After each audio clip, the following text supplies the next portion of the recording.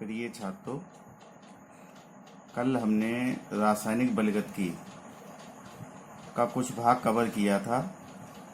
शेष भाग आज कवर करेंगे। तो इसमें टॉपिक है अभिक्रिया की आणविकता, मोलरिटी ऑफ रिएक्शंस। इसकी परिभाषा है किसी रासायनिक अभिक्रिया में भाग लेने वाले अभिकारकों के अणुओं की कुल संख्या को उस अभिक्रिया की आणविकता कहते हैं। किसी रासायनिक अभिक्रिया में अभिकारक के जितने अणु भाग लेंगे उन अणुओं की कुल संख्या को उस अभिक्रिया की आणविकता कहते हैं। जैसे एग्जाम्पल देखिए, H2O2 का अपघटन होता है तो H2O बनता है और हाफ O2 बनता है। इस अभिक्रिया में H2O2 का कम से कम एक अणु भाग लेता है, इसलिए इस अभिक्रिया की आणविकता 1 होगी। दूसरा एग्जाम्पल देखिए, CH3COO C2H5 प्लस H2O से बना CH3COOH प्लस C2H5OH। ये सांद्र सल्फ्यूरिक अम्ल की उपस्थिति में अभिक्रिया होती है। इस अभिक्रिया में एक अणु एथिल एसीटेट का भाग लेता है और एक अणु जल का भाग लेता है। अतः इस अभिक्रिया की आणविकता कितनी हो गई? 2 हो गई। एक अणु इसका और एक अणु इसका, तो इसमें 2 अणु भाग ले रहे हैं, इसलिए अभिक्रिया की आणविकता 2 हो गई। अगला एग्जाम्पल देखिए, 2FeCl3 प्लस SnCl2 से बनता है 2FeCl2 प्लस SnCl4। अब इस अभिक्रिया में 2 अणु FeCl3 के भाग लेते हैं, एक अणु SnCl2 का भाग लेता है, तो 2 अणु इसके और एक अणु इसका, कितने अणु हो गए? 3 अणु हो गए। तो अभिक्रिया की आणविकता हो गई 3। अगला टॉपिक है अभिक्रिया की कोटि, ऑर्डर ऑफ रिएक्शन। इसकी परिभाषा है किसी रासायनिक अभिक्रिया में भाग लेने वाले अभिकारकों के अणुओं की वह संख्या जिनके सांद्रण परिवर्तन द्वारा अभिक्रिया के वेग का निर्धारण किया जाता है, अभिक्रिया की कोटि कहलाती है। अभिक्रिया में भाग लेने वाले उन अणुओं की संख्या की गिनती करेंगे जिनके सांद्रण परिवर्तन से अभिक्रिया के वेग में परिवर्तन होता है, वो अभिक्रिया की कोटि कहलाती है। अभिक्रिया की कोटि का मान प्रयोगों द्वारा ज्ञात होता है। केवल हम अभिक्रिया को देखकर ये नहीं बता सकते कि इस अभिक्रिया की कोटि कितनी है। जैसे एग्जाम्पल देखिए, H2 प्लस Cl2 HNO, सूर्य के प्रकाश की उपस्थिति में ये क्रिया होती है तो बनता है 2HCl। अब इस अभिक्रिया में H2 और Cl2 के सांद्रण परिवर्तन से अभिक्रिया के वेग पर कोई प्रभाव नहीं पड़ता है, इसलिए इस अभिक्रिया की कोटि 0 हो गई। इस अभिक्रिया के वेग का निर्धारण हाइड्रोजन और क्लोरीन के सांद्रण परिवर्तन पर निर्भर नहीं होता है, इसलिए अभिक्रिया की कोटि हो गई 0। दूसरा एग्जाम्पल देखिए, CH3COO C2H5 plus H2O, ethyl acetate का जल अपघटन होता है अम्ल की उपस्थिति में। H प्लस का मतलब है अम्ल। CH3COOH एसिटिक अम्ल बनता है, C2H5OH एथिल अल्कोहल बनता है। इस अभिक्रिया में प्रयोगों द्वारा ज्ञात होता है, हर एक में ये आपको लिखना है, इसका स्पष्टीकरण में प्रयोगों द्वारा ज्ञात होता है कि इसमें केवल एथिल एसीटेट की सांद्रता परिवर्तन पे ही अभिक्रिया का वेग निर्भर करता है। जल की सांद्रता परिवर्तन से अभिक्रिया के वेग पर कोई प्रभाव नहीं पड़ता है। अतः इस अभिक्रिया की कोटि हो गई 1 और ये प्रथम कोटि की अभिक्रिया हो गई। तीसरा एग्जाम्पल देखिए, CH3COO C2H5 प्लस NaOH से क्रिया होकर बनता है CH3COONA सोडियम एसीटेट और C2H5OH एथिल अल्कोहल बनता है। अब इस अभिक्रिया का वेग एथिल एसीटेट की सांद्रता परिवर्तन पर भी निर्भर करता है और NaOH की सांद्रता परिवर्तन पर भी निर्भर करता है। इसलिए इस अभिक्रिया की कोटि कितनी हो गई? 2 हो गई। ये द्वितीय कोटि की अभिक्रिया हो गई। तो इन अभिक्रियाओं को देखकर हम नहीं बता सकते कि इन अभिक्रियाओं की कोटि कितनी होगी, क्योंकि ये हम काय के द्वारा बता सकते हैं? केवल प्रयोगों द्वारा इसका निर्धारण होता है। प्रयोग करने के पश्चात हमें ज्ञात होगा कि किसकी सांद्रता परिवर्तन पर अभिक्रिया का वेग निर्भर करता है अथवा नहीं करता है। अभी आपने अभिक्रिया की कोटि और अभिक्रिया की आणविकता पढ़ी थी। अब इसमें देखिए अभिक्रिया की आणविकता और कोटि में क्या अंतर है। इसको विद एग्जाम्पल देखिए। तो अभिक्रिया की आणविकता, पहला पॉइंट परिभाषा ही आ जाएगा कि अभिक्रिया में भाग लेने वाले अभिकारकों के अणुओं की कुल संख्या को अभिक्रिया की आणविकता कहते हैं। तो हमने ये एग्जाम्पल लिया है। इसमें एक अणु एथिल एसीटेट का भाग ले रहा है, एक अणु जल का भाग ले रहा है, अतः इस अभिक्रिया की आणविकता 2 हो गई। अभिक्रिया की कोटि की परिभाषा में अभी आपने पढ़ा कि अभिक्रिया की कोटि रासायनिक अभिक्रिया में भाग लेने वाले अभिकारकों के अणुओं की उन संख्या पर निर्भर करती है जो अभिक्रिया के वेग का निर्धारण करते हैं। एग्जाम्पल देखिए, ये एथिल एसीटेट की जल के साथ जब अपघटन होता है तो इससे एथिल अल्कोहल बनता है और एसिटिक अम्ल बनता है। अब इस अभिक्रिया में केवल इसमें एग्जाम्पल में देखिए तो एक अणु उसका भाग ले रहा है, एक अणु उसका भाग ले रहा है, लेकिन अभिक्रिया के वेग का निर्धारण केवल इसके एथिल एसीटेट के एक अणु के द्वारा हो रहा है, अतः इस अभिक्रिया की कोटि 1 होगी। दूसरा पॉइंट देखिए, अभिक्रिया की आणविकता का मान 0 नहीं हो सकता और अभिक्रिया की कोटि का मान 0 भी हो सकता है। तीसरा पॉइंट, अभिक्रिया की आणविकता का मान क्रियाविधि द्वारा ज्ञात किया जा सकता है और अभिक्रिया की कोटि का मान केवल प्रयोगों द्वारा ही ज्ञात किया जा सकता है। चौथा अंतर देखिए, अभिक्रिया की आणविकता का मान पूर्ण संख्या होता है, अभिक्रिया की कोटि का मान भिन्नात्मक संख्या या ऋणात्मक संख्या भी हो सकती है। तो ये इसमें आणविकता और कोटि में अंतर है। अब अभिक्रिया की कोटि कई प्रकार की होती हैं, उनका हम अलग अलग अध्ययन करेंगे। सबसे पहले लेते हैं शून्य कोटि की अभिक्रिया।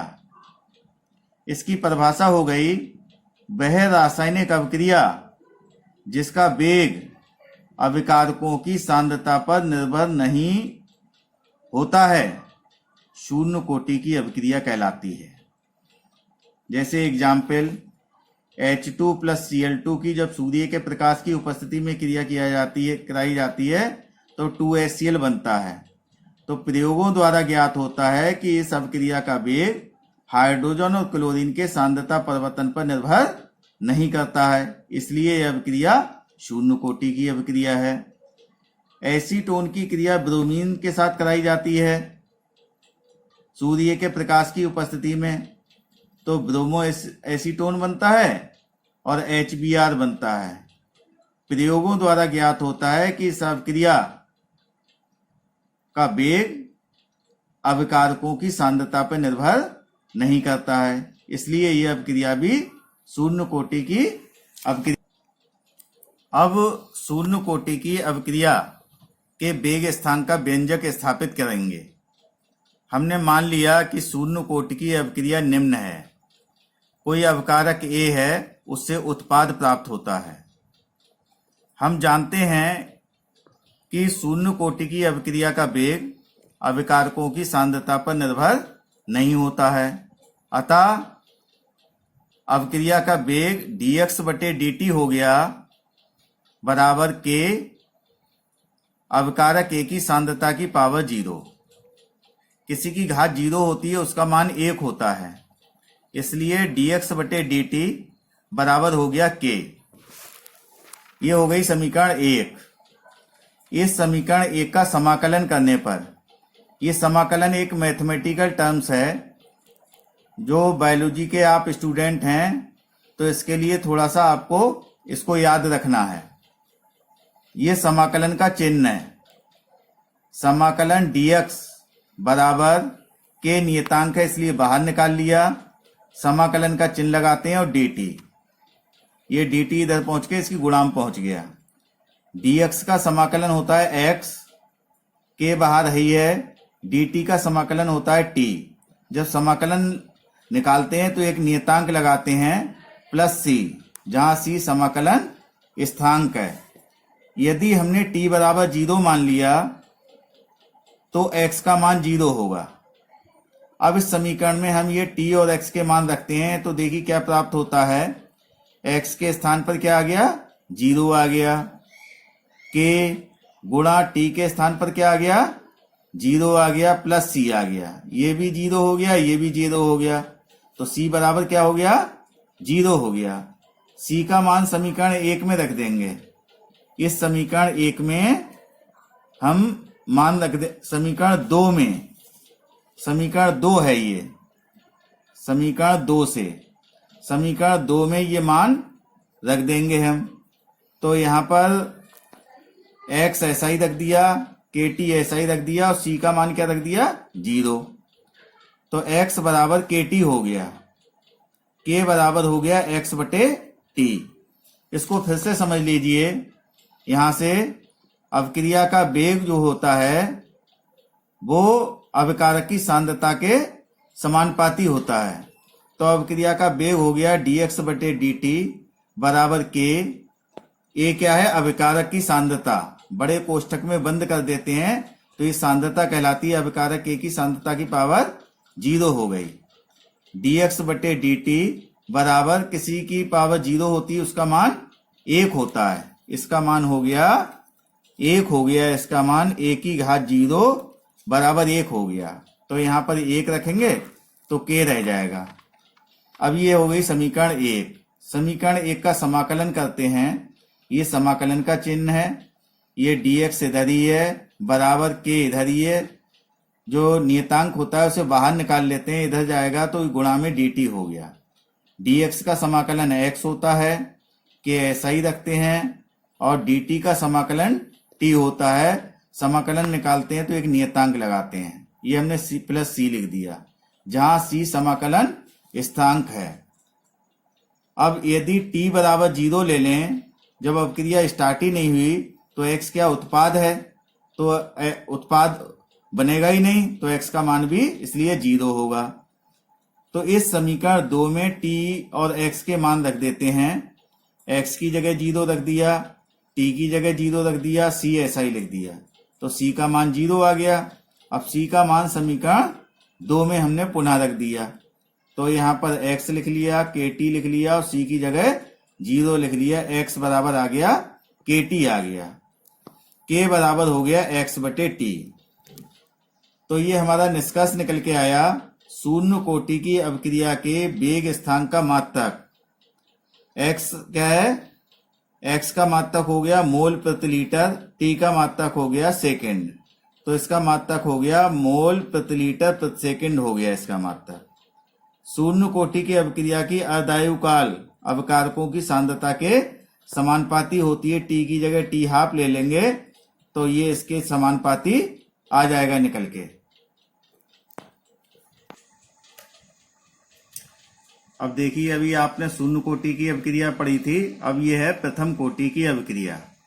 तो प्रथम कोटि की अवक्रिया क्या है, वह रासायनिक अवक्रिया जिसका वेग अभिकारक के एक अणु की सांद्रता पर निर्भर करता है, प्रथम कोटि की अवक्रिया कहलाती है। इसको एग्जाम्पल से समझिए।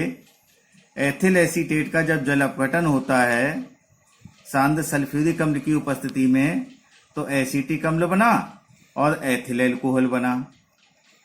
अब इसमें प्रयोगों द्वारा ज्ञात होता है, पीछे हमने बताया था कि अवक्रिया की कोटि का निर्धारण प्रयोगों द्वारा होता है। तो प्रयोगों द्वारा ये ज्ञात होता है कि जल की सांद्रता परिवर्तन से अवक्रिया के वेग पर कोई प्रभाव नहीं पड़ता है, इसलिए अवक्रिया का वेग केवल एथिल एसीटेट की सांद्रता परिवर्तन पर ही निर्भर करेगा। इसलिए इस अवक्रिया की कोटि क्या हो गई? 1 हो गई। इसलिए इसे प्रथम कोटि की अवक्रिया कहते हैं। अब हम प्रथम कोटि की अवक्रिया के वेग स्थानांक का व्यंजक स्थापित करेंगे। तो हमने माना प्रथम कोटि की अवक्रिया निम्न है। अवकारक A है, उससे उत्पाद प्राप्त होता है। हमने मान लिया कि अवकारक A के A मोल पर लीटर अवक्रिया में भाग लेते हैं, यानी अवकारक A की प्रारंभिक सांद्रता कितनी हो गई? A मोल प्रति लीटर, स्मॉल a मोल प्रति लीटर हो गई। अब हमने माना कि T समय पश्चात X मोल प्रति लीटर उत्पाद प्राप्त हो जाता है। अवक्रिया को पुनः लिखते हैं। A से क्या बना? उत्पाद बना। प्रारंभ में क्या स्थिति है? प्रारंभ में हमने अवकारक A की सांद्रता A मोल पर लीटर ली है और उत्पाद प्रारंभ में क्या होगा? 0 होगा, क्योंकि अवक्रिया स्टार्ट ही नहीं हुई। जब अवक्रिया स्टार्ट होगी तब उत्पाद बनेगा। T समय पश्चात क्या स्थिति निकल के आई? T समय पश्चात X मोल पर लीटर उत्पाद बन गया। तो इस A में से, अवकारक में से X कम हो जाएगा, तो ये शेष बचेगा A माइनस X। अब इस पर द्रव्यनुपाती क्रिया के नियमानुसार अवक्रिया का वेग निकालते हैं। तो अवक्रिया का वेग होता है dx बटे dt होता है, जो समानुपाती होगा अवकारक की सांद्रता के। ये t समय बाद की स्थिति है। t समय बाद लेते हैं तो अवक्रिया का वेग dx बटे dt समानुपाती हो गया a माइनस x के हो गया। जब समानुपाती का चिन्ह हटता है तो एक नियतांक आता है, dx बटे dt बराबर k a माइनस x हो गया, जहां k प्रथम कोटि की अवक्रिया का वेग स्थानांक है। इस समीकरण, इसको 1 मान लेते हैं। इस समीकरण 1 का समाकलन करने पर, तो समाकलन करेंगे, ये समाकलन का चिन्ह है। dx इधर ही है, a माइनस एक्स इधर है, इसको इधर ले आते हैं, बटे में आ जाएगा a माइनस एक्स, बराबर हो गया k यहीं पर है, dt इधर लाएंगे, गुणा में आ गया dt। ये समाकलन के चिन्ह हैं। dx बटे a माइनस एक्स का जब समाकलन करते हैं तो ये आता है minus Aadhaar e log a minus x, इसका समाकलन आता है, इसको याद रखना। बराबर के नियतांक है, ये ऐसे ही रहेगा, dt का हो गया t, और जब समाकलन निकालते हैं तो एक नियतांक लगता है प्लस c। ये c जो है समाकलन स्थिरांक है, इसको जो है लिखेंगे। इसको समीकरण हमने मान ली 2, समीकरण 2 मान ली हमने इसके लिए। अब यदि t बराबर 0 ले लें तो x बराबर क्या हो गया? 0 हो गया। t बराबर 0 पर x बराबर 0 है। अब इसका मान, इस जो समीकरण हमारी आई थी, इस समीकरण, इसको 2 लिखें, 2 मान लें इसे, तो इसका मान समीकरण 2 में रख दें। 2 में रख दें तो माइनस आधार e log, ये है a माइनस एक्स, x की जगह क्या रखना है? 0, तो ये हो गया आपका a माइनस 0 बराबर kt, तो t की जगह क्या लिखेंगे? हमें 0 लिखेंगे, तो ये हो गया k गुणा t प्लस c। ये 0 हो गया तो c बराबर आ गया minus Aadhaar e log a आ गया। इस c का मान समीकरण 2 में रख देंगे, जो पीछे समीकरण 2 थी उसमें इसका मान रख देंगे। तो ये minus Aadhaar e log a minus x बराबर kt, और c की जगह पे रख दिया हमने आधार e log a रख दिया। अब ये minus Aadhaar e log a को इधर लाएंगे तो प्लस में आ गया, ये इसको हमने ऐसे ही लिख दिया, minus Aadhaar e log a minus x, kt को ऐसे ही रख दिया। ये log के गुण के आधार पर जो प्लस में होता है वो ऊपर आता है, और जो माइनस में होता है उसे नीचे लिखते हैं, log एक जगह लिख लेते हैं। आधार e log ए ऊपर आ गया, ए माइनस एक्स नीचे आ गया, बराबर हो गया के टी। के बराबर हो गया, टी को इधर लाएंगे तो बटे में आ जाएगा, तो के बराबर 1/t आधार ई लॉग ए बटे ए माइनस एक्स। अब ये हमारा लॉग काय में आधार इसका क्या है, ई।